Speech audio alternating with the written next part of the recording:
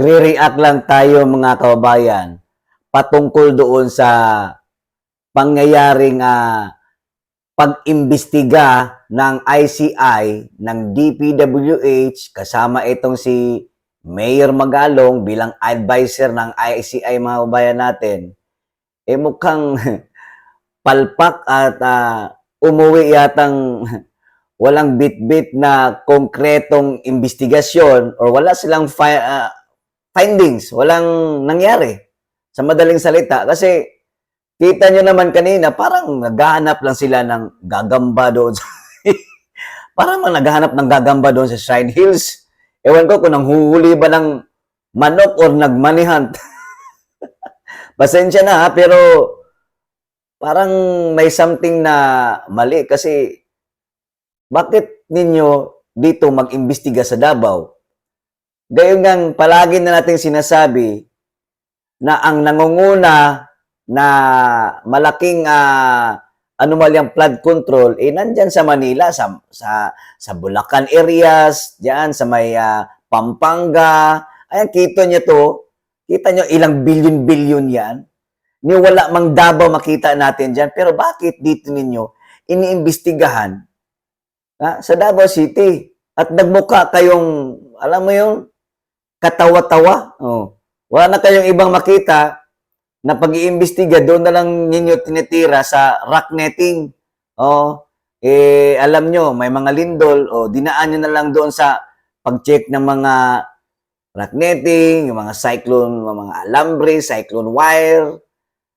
Hindi natin alam kung ano ba talaga yung main agenda no sa pag-imbestiga no sa Davao City.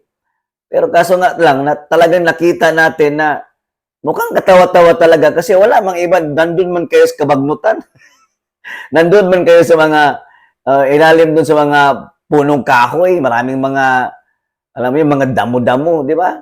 Mukhang lumalayo tayo sa istorya ng flood control, ha? Ang main reason dito kung bakit ang taong bayan nagagalit is gustong mapanagot itong totoo talagang involved dyan kasi pera ang ninakaw ng bayan. Anomalyang trilyon-trilyon. O kita niya, pinakita ko na sa inyo ilang bilyon yan sa bawat probinsya sa isang lugar na malaking mga pundo, di ba? Billions o billions, in total trillions yan mga kababayan natin. Pero dito kayo nagpunta sa Davao, mapapahiya talaga kayo, no? Uuwi talaga kayong luhaan kasi walang ghost project sa Davao. Ilang beses na natin sinabi yan. Nandyan sa ibang lugar ang anomalyang ghost projects, pero bakit Davao ang inyong tinitira? Kita nyo si Trillanes, kahit isama niyo po si Trillanes dyan, mapapahiya lang siya sa Davao City. Di ba? Wala man. Yan yung problema natin no, masyado nyo pinopersonal ang mga Duterte, pero nasusuplak kayo kasi wala man kayo makitang ghost projects dito, no? Kahit sabihin natin infrastructure project pa, isama niyo pa yung infrastructure project, mabubuking din kayo at walang ano dito, walang anomalyang mga proyekto sa Davao City. Kita nyo meron nga tayong narinig, no? Meron tayong nabasa na hindi lang flood control ang problema sa DPWH mga kababayan. Talagang ang gobyerno ngayon at ang administrasyon ni Bongbong Marcos kasama yung dating Speaker of the House or House of Speaker na buaya, no? Na involved talaga sila sa sindikato, manipulated na budget. Kumbaga, gagawa sila ng budget pero naglalagay ng mga insertions ng mga line item para doon sila makakakulimbat ng malaking pera. Isa na ngayon na umaalingasaw na naman mga bayan, itong FMR project ng DPWH. Ano ito? Ito yung Farm to Market Road projects mga kababayan, Oo. Ang isang dyan is, ito yung mga proyekto nilang kalsada na kinukunik, inuugnay doon sa mga areas na mga agricultural land, no? Doon sa mga agricultural land na ginagawa nila ng kalsada, kinukunik doon, papuntang highways, iba't ibang mga direct roads.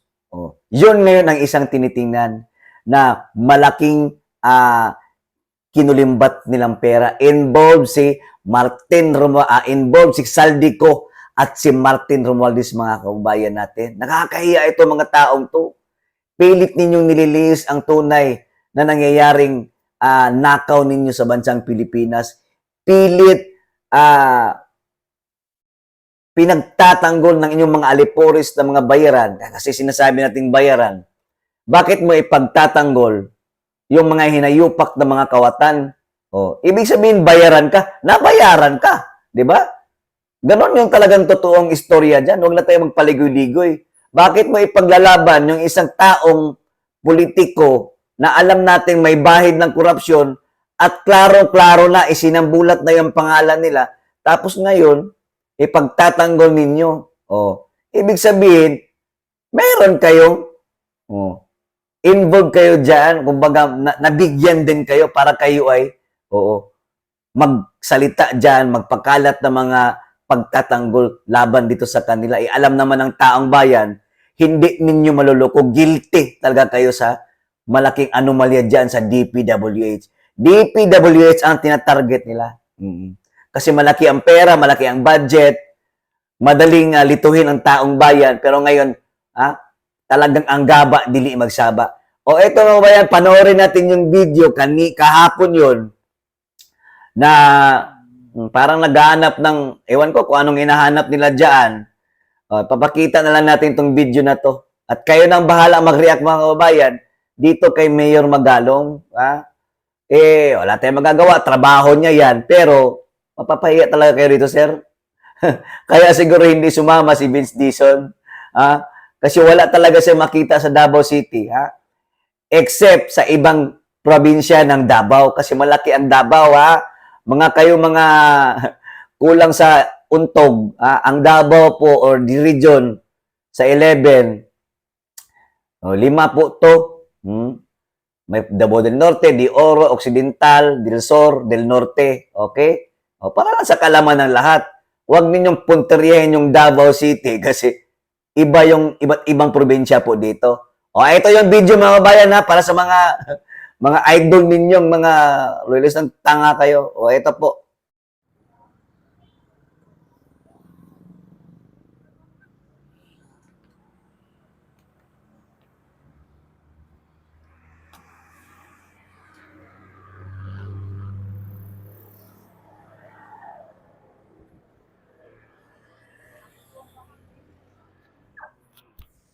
Mukhang mayroon pang titingnan doon sa likod mga bayan. Itong si Magalong.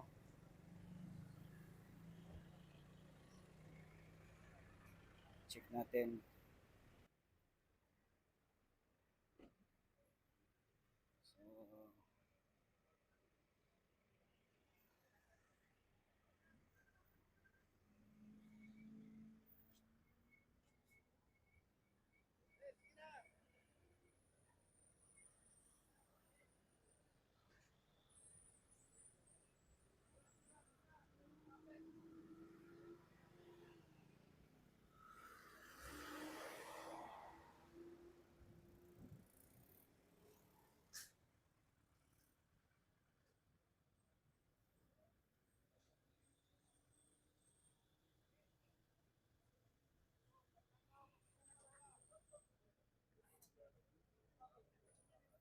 So yan, kasalukuyan pong inaakyat po nila dito, no?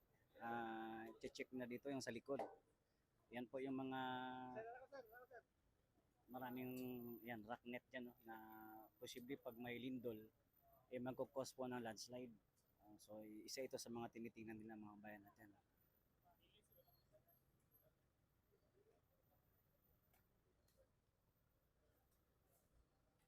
Ayan po si Magalong mga bayan.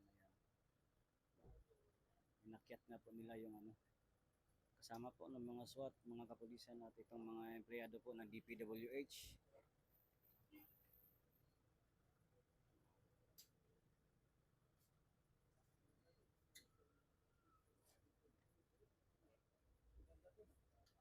Grabe inita. Ang kayang init, boss. Malamig yata sa taas ah. Ang kita na nila anak na maglinog-linog no. Okay.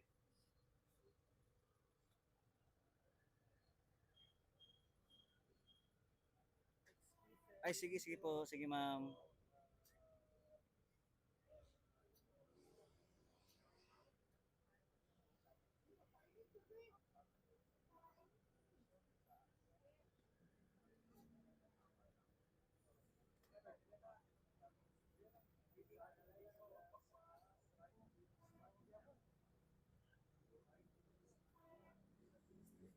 So sa mga nagtatanong, so nandito tayo ngayon sa may ano, sa malapit po ito sa may Shrine Hill sa likod no. Itong may nakikita ninyo mga malalaking mga bato dito na pwedeng magkaroon ng landslide no. At anytime kung magkaroon ng malakas na lindol. So yung rock netting dyan, yung mga cyclone na nakalagay, yung may bolt dyan, chinecheck nila kung ito ba'y pupwede pa o kasama sa report nila mga kabayan natin no, na tinitingnan yung sitwasyon dyan o kung isa pa tinitingnan kung yung ginagamit dyan ng mga net o rock net o yung cyclone is tugma ba or Same area lang. nakuha ba yung required no yung required na pangangailangan no para ay matawag na ito ay hindi substandard parang ganon yung pagkaintindi ko ha kasi wala pa kasing interview na nakausap natin kung anong purpose nito pero based di sa atin mga sa atin nakikita eh parang yun yung ipahiwatig no.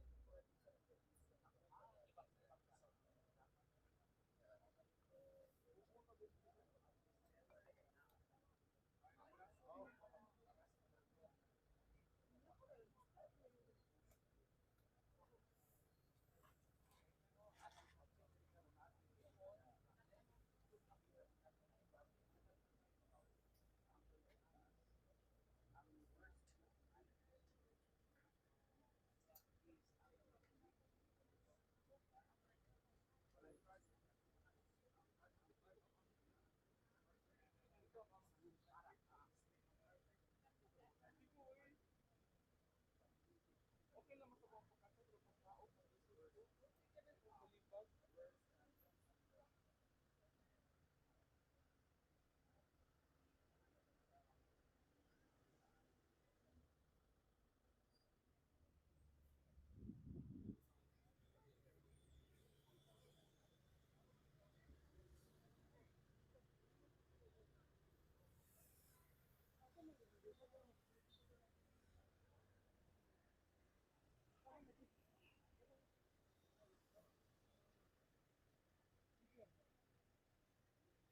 Boss, asa ba sa grabahan? Masunod ra. Asa daw? Krokodil, nagalitin ba? Buhaya dito. Crocodile.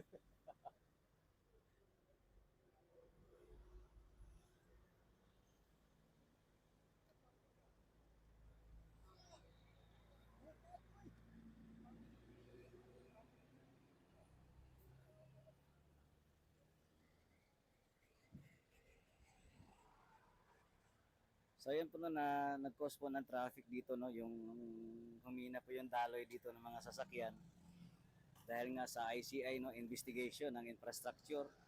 Kasama na dito yung tinitingnan nila or chine-check nila ito talagang rock netting no kasi ano ngayon no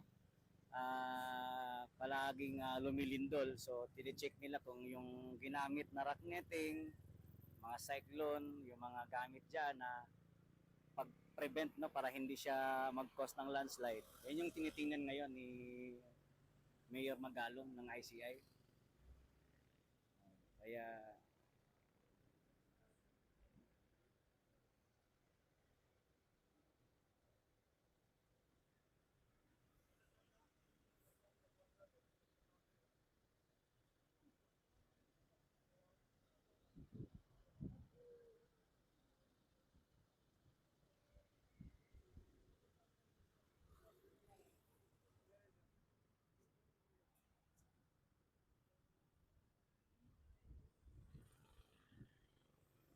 So dito tayo sa malayo para makapag-yoyo, tama. So ngayon yung nakikita niyo mga bayan ha, kasi nakakaya naman doon, no. Magsasalita tayo, mayroong ano doon, seryosong ginagawa doon, mga reporter tahimik din. Puro lang coverage. So yung nakikita niyo bayan no, dito, wala pa namang interview o baka mamaya may interview si Magalong. Ang nakikita natin dyan is chine-check nila itong posibleng pwedeng mag-landslide, no? Chine-check nila yung mga rock netting dyan, mga net dyan, mga cyclone wire, mga alambre, kung ito ay pwede pa bang gamitin or papalitan na. No? At saka malamang, no? Isa sa tinitingnan nila dyan na kung ito ba ay good product or substandard ba or standard ba to. So, possible, no? Kasi ICI nga yan, no? Hindi natin alam kung anong gagawing investigasyon nila sa Davao City. Pero talaga ang napakalaking katarungan dito mga bayan. Sabihin na natin, no? May ICI, mayroon talaga investigasyon. Pero di hamak na mas malayo naman talaga sa flood control ang Davao City. Na? Walang ghost project dito. Pero kung yan yung tinitingnan nila, yung ICI is nag-check ng mga dyan sa mga posibleng mag-landslide o rock netting, no? Mas malala doon sa bundok. Doon sa mga lugar ng Mawab, Davao de Oro, Oriental, yan. Agusan del Sur, dyan, mga pinakadelikadong lugar, mga madalas nagkakaroon ng landslide. Sa Davao, wala pong ganyan masyado sa Davao. No? Walang nangyayaring landslide sa Davao City. Lalong-lalo na dito sa highway mismo. Meron, pero yung mga nasa liblib na lugar sa Davao City, gaya na lang ng mga bundok-bundok na, possible doon. Pero along the highway, so far wala tayong nakitang landslide dito. No? Kaya andito lang tayo, nakaantabay, no? Update tayo sa ginagawang investigasyon or checking ng mga taga-ICI sa pamumuno ni Magalong, mga bayan natin, no? Dami pong kapulisan dito, SWAT, mga media, and even vlogger. Ako lang yata yung vlogger. Diba? So malapit lang po ito sa Shrine Hills, mga kabayan ha. Oo, malapit sa Shrine Hills. Papunta na po ito ng malapit na po ito sa may Matina Pangi. Ayan.